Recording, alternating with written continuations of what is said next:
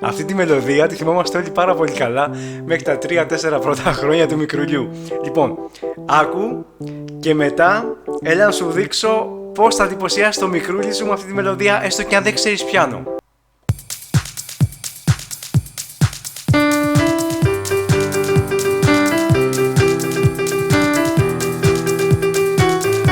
Πρόσεξε, πες ότι δεν ξέρεις καθόλου πιάνο αυτή τη στιγμή. Λοιπόν, βλέπεις το πληκτρολόγιο εδώ πέρα έχει 2 μαύρα πλήκτρα και 3 μαύρα πλήκτρα.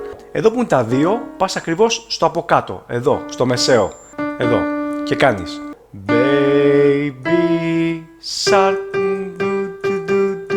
και παραλαμβάνεται Baby Shark Baby Shark κοίτα μετά Baby Shark παμ παμ παμ, εδώ που είναι τα 3 μαύρα πλήκτρα και από κάτω μπορείς να βάλεις εδώ το αντίστοιχο με το πάνω δηλαδή, αλλά στο κάτω. Παμ παμ παμ παμ παμ παμ σόλ εδώ κάτω. Παμ παμ παμ παμ παμ παμ παμ παμ παμ παμ παμ.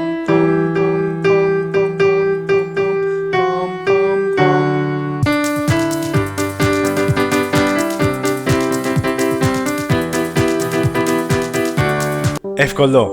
Κάντε αυτό έστω και αν δεν ξέρετε πιάνο και τα μικρούλια σας θα μουρλαθούνε. Φιλιά πολλά σε όλους.